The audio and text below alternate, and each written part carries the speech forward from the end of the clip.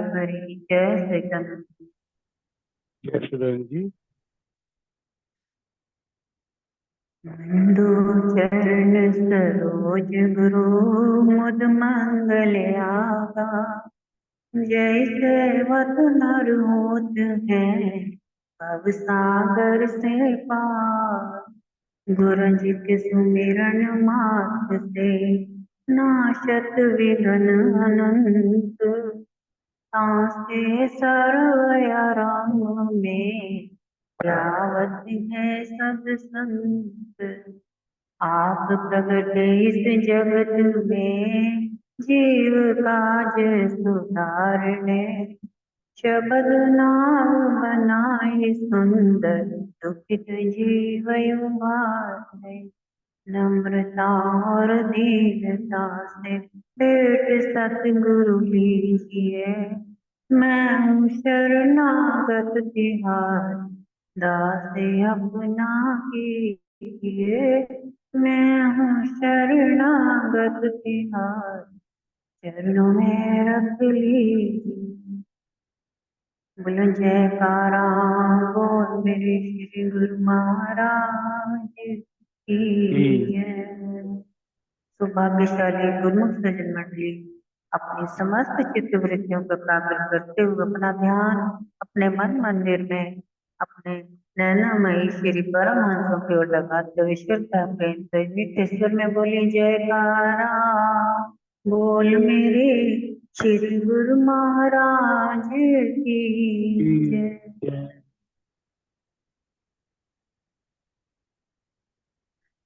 चलती चलती देख के दिया कबीरा रे। दो पाटन के बीच में बाप साबुत बचाना कोई। दो पाटन के बीच में साबुत बचाना। गुरुमुखो, ये तो आपने बहुत पहले से सुना ही होगा और आज भी आप इसके उपलक्ष्य में कुछ ज्ञान हासिल कर सकते हैं। इस दोहे के उपलक्ष्य में ये कबीरदास जी का दोहा है। और एक बार की बात है कि एक बार कबीरदास जी कहीं जा रहे थे तो रास्ते में उन्होंने एक बूढ़ी औरत को देखा कि वो चक्की पीस रही थी, जो कि उसमें दाना डाल डाल के पीसे जा रही थी। तो इतने में कबीरदास जी वहीं रुक गए और जोर जोर से देख करके हंसने लगे। इतने में उनके साथ एक जो साथी था उसने पूछा कि आप इतनी जोर जोर से क्यों हंस रहे हैं, इसका क्या कारण है। तो उन्होंने कबीरदास जी ने फरमाया कि जो जो चल रही चक्की है इस प्रकार से इसमें सभी दाने पिस रहे हैं और साबुत कोई बच नहीं रहा है। तो इसी प्रकार से हमें ये सब देख के हंसी आ गई, क्योंकि ये संसार जो है ये भी इसी प्रकार से पिस रहा है।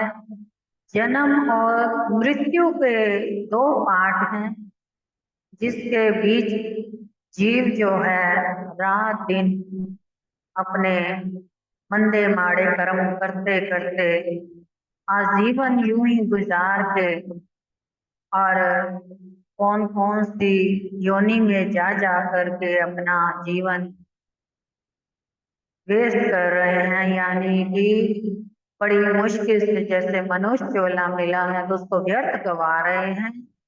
तो इसलिए हमें इस बात के ऊपर हंसी आ गई। तो वो उनका जो दास था वो कहने लगा, क्या इसका मतलब आप हमारे दुखों पर हंस रहे हैं? कबीर दास जी फरमाते हैं, नहीं, हम दुखों पे हंस नहीं रहे हैं। हमें तो दरअसल वो एक बात याद आ गई कि संसार की जो चक्की है, ये जो बुढ़िया चक्की पीस रही है, ये चक्की, इन दोनों में कोई फर्क नहीं है। वो कैसे? वो इस प्रकार से कि जो जीव जैसे कि इस चक्की के अंदर जो कील लगा हुआ है, इसके साथ जो दाने बच जाते हैं, चिपक जाते हैं, उसके साथ वो बच जाते हैं, और जो दाने चक्की के दो पाटन के बीच में फंसते हैं वो पिस जाते हैं। यानी कि मनुष्य जीवन का जो जीवन मृत्यु है, उसको अगर जीव ने समझा ही नहीं कि जीवन क्या है, मृत्यु क्या है, और ये जीवन कैसा है, इसका क्या असल कारण है कि हम क्यों आए हैं संसार में, क्या करने आए हैं, तो ये सब अगर ज्ञान जीव के अंदर आया ही नहीं, तो वो जीव जो है वो पिस करके 84 के पेड़े में चला जाता, यानी फिर जीव जंतु पशु पक्षी के रूप में जन्म लेता है। अब जो जीव कील रूपी संत सतगुरु महापुरुषों के साथ जुड़ जाते हैं, उनको सत्संग ज्ञान नाम का अमृत रस पान और उनके जीवन का जिम्मा सतगुरु जब अपने ऊपर भार ले लेते हैं, तो वो जीव जन्म मृत्यु से परे, यानी कि मुक्ति के द्वार को जाना आरंभ कर देता है। भले ही इस जन्म के बाद अगला जन्म भी हो, तीसरा भी हो सकता है, चौथा भी हो सकता है मनुष्य का, लेकिन होगा मनुष्य का ही, कोई जीव जंतु पशु पक्षी का नहीं होगा। कारण कि जो सतगुरु की शरण में आ गया, उसको कुछ जन्म तो मनुष्य चोले में बार बार मिलता ही रहेगा। वो इसलिए कि वो अपनी भक्ति पूर्ण करे, और जब तक से उसकी भक्ति पूर्ण नहीं हो जाती, जब तक से वो एक पवित्र आत्मा नहीं बन जाती, तब तक बार बार उसको जन्म मनुष्य का मिलता है।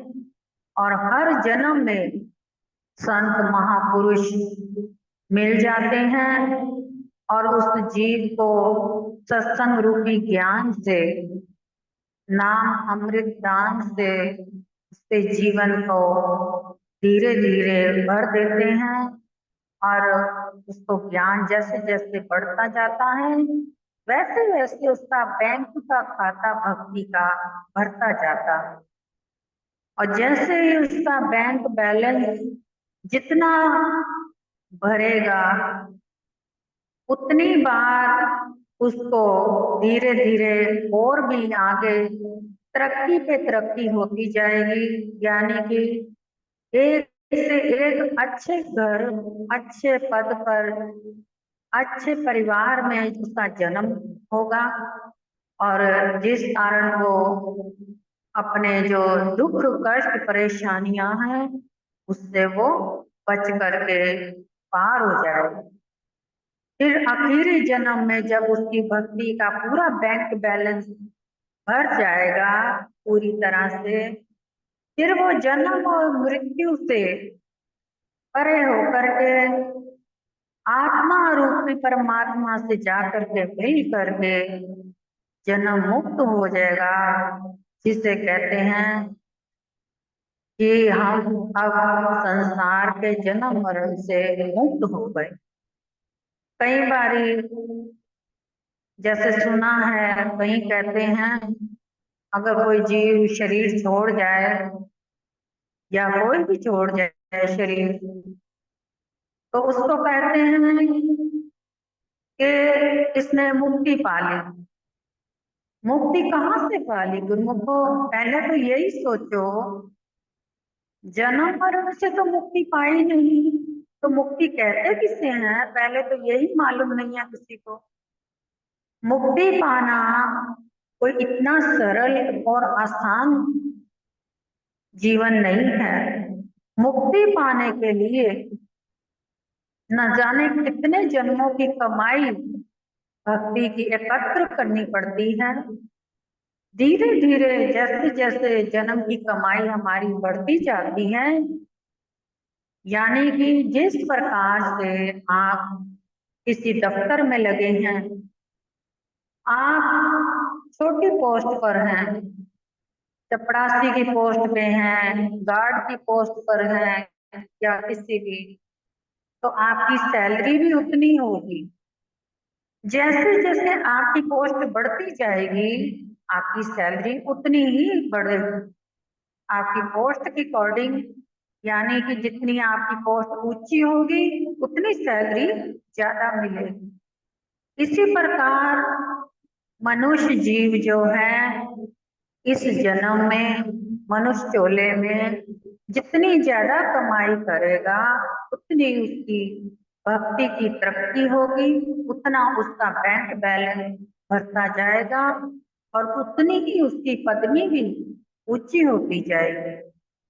और पदवी ये नहीं कि उसको कोई देने वाला है, पदवी अपने आप अपनी बनती है अपनी कमाई से। जिस प्रकार संसारी कोई काम धंधे के लिए कोई निकलता है, कोई नौकरी पेशा करता है या कोई बिजनेस करता है, तो कहाँ सड़क छाप होता है तो कहाँ एक दिन बिजनेसमैन बन जाता है या फिर किसी अच्छी नौकरी में लग जाता है तो उसकी तरक्की हो जाती है।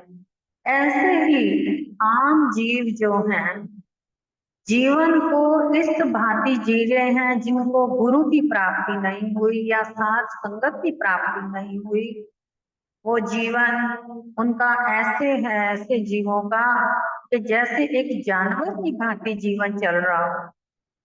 जब तक उनकी तरक्की नहीं होती, यानी जब तक से उनको गुरु नहीं मिल जाते, कोई साथ संगत का संग नहीं मिल जाता, तब तक से उसकी तरक्की नहीं, और जब तक तरक्की नहीं तब तक उसकी जीवन की नैया पार कभी नहीं हो सकती।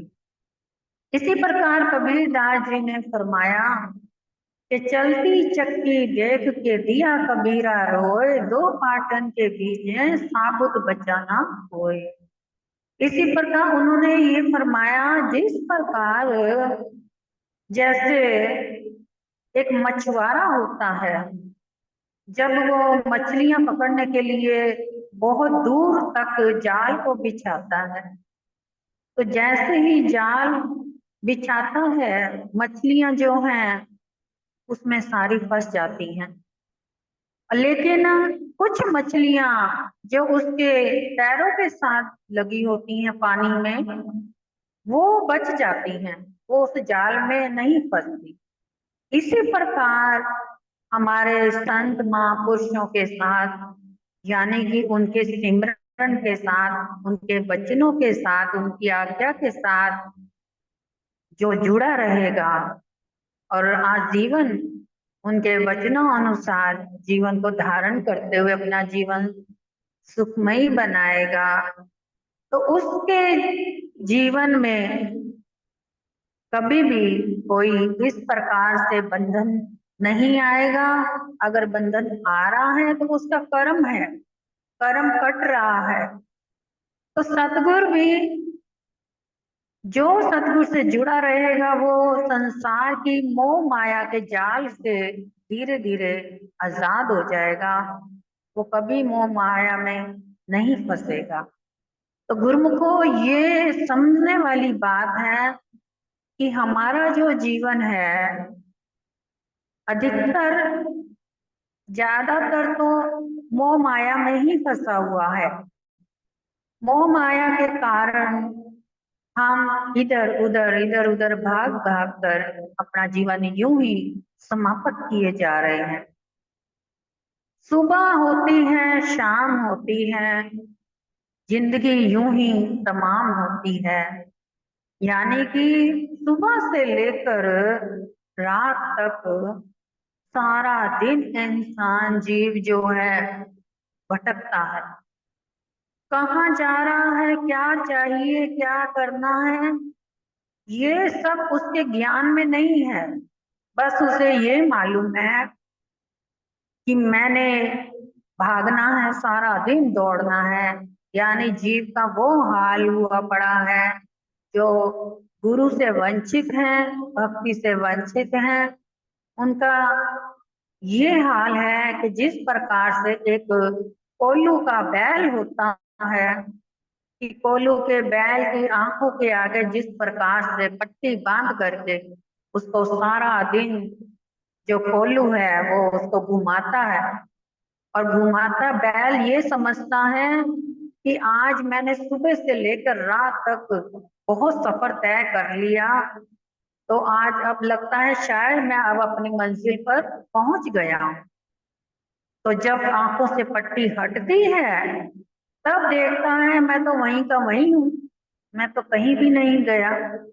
इसी प्रकार जो गुरु से वंचित हैं, रूहानियत के ये सत्संगों से वंचित हैं, ज्ञान प्रकाश से वंचित हैं, नाम दान से वंचित हैं, ऐसे जीवों का ये हाल होता है। एक बैल की भांति, एक मछली की भांति, इसी प्रकार जीवन व्यर्थ चला जाता है, जिससे कि उनके जीवन का कभी भी पार उतारा नहीं हो पाता। तो इस प्रकार हमारे सतगुरुदाता दीनदयाल जी भी फरमाया करते हैं कि अगर गुरुमुख नाम दान लेने के बाद, भक्ति के नियम करने के बाद भी अगर दुखी है, परेशान है, तो उसके अपने कर्म हैं, वो धीरे धीरे कर्म कटने पे आए हुए हैं। जब तक कर्मों का उसका बोझा खाली नहीं होगा तब तक कर्म उसके आते रहेंगे। यानी दुख और सुख ये हमें कोई ना कोई रूप में प्राप्त होते ही रहेंगे, कटते ही रहेंगे। अगर कोई जीव इस सुख दुख के धारे में रह करके हर पल परमात्मा का शुक्राना करता रहे, तो वो जो दुख कष्ट आते हैं वो राई यानी कि जैसे सुई कहते हैं ना, सूली का कांटा बन जाता है। इस प्रकार से दुख हमारे कट पे बहुत कम हो जाते हैं और जल्दी कट जाते हैं। लेकिन सब्र और भरोसा और विश्वास का पक्का धागा डोर परमात्मा से जब तक से नहीं जुड़ेगी, भावना वैसी श्रद्धा जब तक से नहीं बनेगी, तब तक से उसका कल्याण चाहे जितनी मर्जी भक्ति करे तब भी नहीं हो सकता। इसी प्रकार कई गुरुमुख कहते हैं इतने इतने वर्ष हो गए हमें भक्ति करते हुए, लेकिन हमारा कल्याण नहीं हुआ। गुरुमुख को कई बार तो हमारी परीक्षा भी होती है, हमारे संकट भी कटते हैं, कर्म कटते हैं। एक बार एक भगत जो 20 वर्षों से भागवत गीता पढ़ता था लगातार, एक दिन भगवान खुश होकर के उसको दर्शन देने आ गए। लेकिन दर्शन देने के लिए उन्होंने उसकी परीक्षा करी पहले। कैसे? उन्होंने फरमाया कि हम तेरी जो इतनी तूने भक्ति करी है, 20 वर्षों की भागवत गीता पढ़ी है ना, हम तेरी भक्ति से, भागवत गीता से जरा भी प्रसन्न नहीं हुए हैं। तू इस भलेखे में मत रही हो कि हम बहुत खुश हो गए हैं। अब ये बात सुन करके वो जो दास था वो झूमने लगा, नाचने लगा और बहुत मस्ती में खुश हो गया। तो भगवान ने पूछा, कमाल है, हमने तो कहा कि हम तेरी भक्ति से जरा भी खुश नहीं, प्रसन्न नहीं, तो तू फिर भी खुशी मना रहा है। कहने लगा, भगत खुशी किस लिए मना रहा हूँ कि प्रभु आप भले ही खुश नहीं हुए, लेकिन इसका मतलब आपने मेरी भक्ति की जो मैंने पाठ पढ़ा, आपने 20 सालों से सुना तो सही, यानी कि यही मेरी भक्ति संपूर्ण हुई और मेरा जीवन पार हो गया और मेरे प्रभु ने मुझे दर्शन दीदार दे करके अपने चरणों के साथ मिला लिया। ऐसे ही हमें करना है विश्वास, श्रद्धा, प्रेम, भक्ति, जिससे आपकी भक्ति बनी रहे। बोलो जयकारा, बोल मेरे श्री गुरु महाराज।